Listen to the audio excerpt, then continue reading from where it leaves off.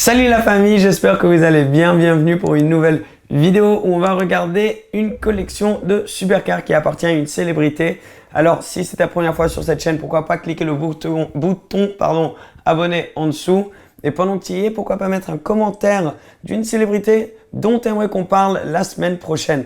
On va prendre la personne qui revient le plus. Vous étiez énormément à mettre Michael Schumacher en commentaire la semaine dernière. Donc du coup, aujourd'hui, on va parler de lui et de sa collection de supercars.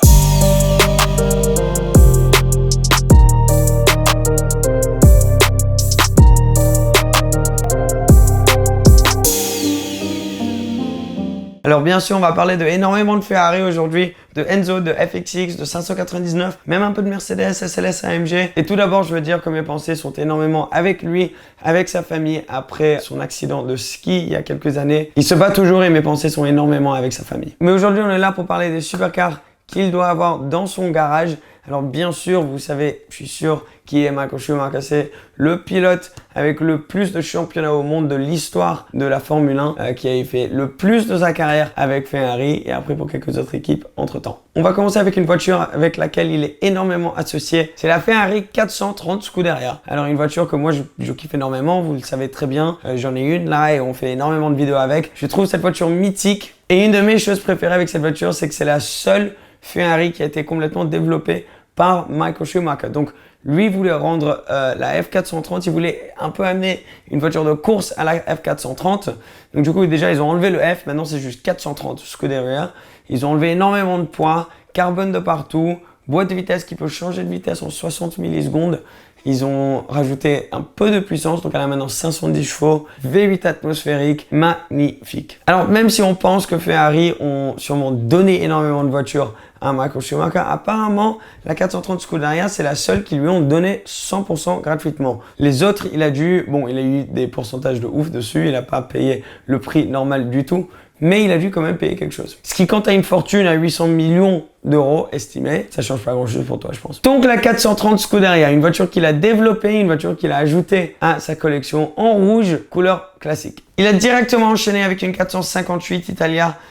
Quand ils ont montré cette voiture en avant-première, il a dit qu'il en aurait une dans sa collection.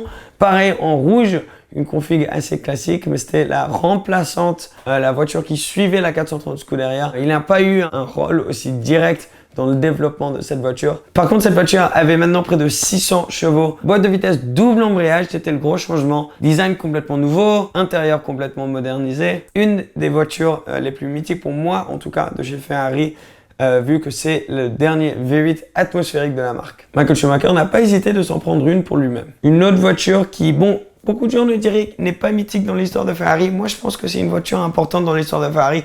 C'est la Ferrari California. Pas la T, pas la Portofino, mais la Ferrari California. V8, pareil, près de 500 chevaux. Pourquoi est-ce que ça pourrait être une voiture mythique? C'est parce que c'est la dernière qui a été construite avec une boîte de vitesse manuelle. Michael Schumacher en a une qui disait qu'il allait conduire en daily driver. Est-ce que la scène était manuelle? Je sais pas, je ne pense pas. Mais le dernier V8 Ferrari sorti en boîte manu. Il n'a pas hésité aussi à passer au gros V12. Alors il y avait une Ferrari 550 Maranello édition Michael Schumacher où du coup il y avait des options spécifiques comme des sièges plus sport, du carbone un peu de partout. Ça c'est une voiture qu'il avait bien sûr aussi dans sa collection qui était fait en hommage à lui. Alors beaucoup de voitures sont sorties en hommage à lui, bien sûr étant un des pilotes les plus mythiques de tous les temps. Mais il s'est aussi acheté une Ferrari 599 GTB.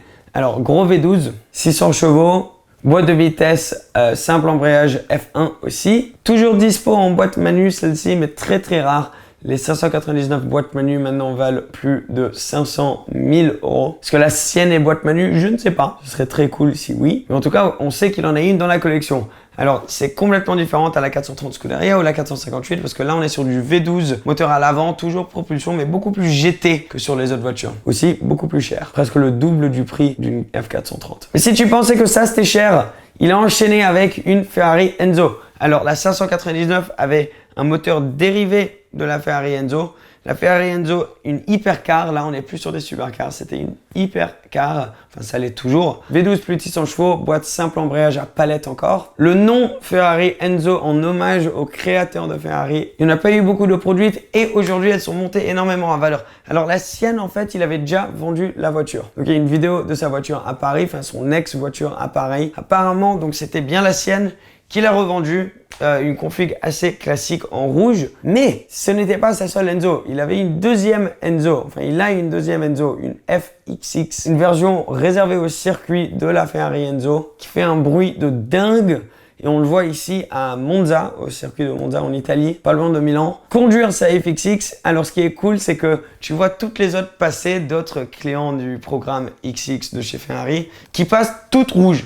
La sienne en noir, vraiment particulière, vraiment belle. C'est très cool bien sûr de voir qu'il a une voiture de course dans sa collection aussi. Ce n'est pas la seule, il a racheté énormément de ses, enfin énormément, pas mal de ses voitures de Formule 1 aussi. On va pas en parler aujourd'hui, vu que c'est très dur de savoir exactement lesquelles il a acheté. Il y a une section d'un musée qui est justement pour ça, mais très cool. C'est un peu comme apparemment donc Michael Schumacher et Fernando Alonso, ce sont les deux pilotes qui avaient une tendance de racheter leur voiture de Formule 1 à la fin d'une saison ou après une grosse victoire, quoi que ce soit, justement pour les garder dans leur collection. Donc apparemment, Michael Schumacher a quand même énormément de ses Ferrari, de peut-être même ses Mercedes dans sa collection. Là, on va partir sur quelque chose de plus modeste. Deux Fiat 500, une ancienne, une nouvelle.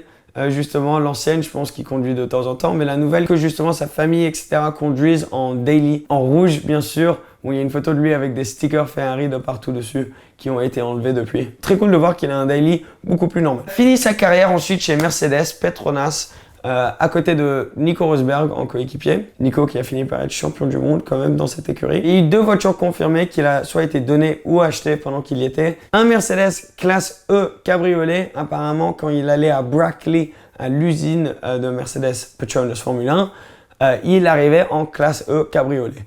Donc voiture, bon, très très belle voiture, mais assez modeste quand même.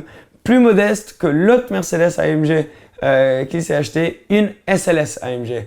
Alors voiture mythique aussi. Donc un V8 de série 2 avec énormément de puissance qui fait un bruit de dingue, mais surtout des portes Goldwing, parce que cette voiture a été créée un peu en hommage à la 300 SL Goldwing mythique de chez Mercedes. Pour l'instant, c'est tout ce qu'on a confirmé. Je suis sûr qu'il a beaucoup d'autres voitures quand même cachées dans une collection quelque part, des classiques, d'autres Ferrari, etc.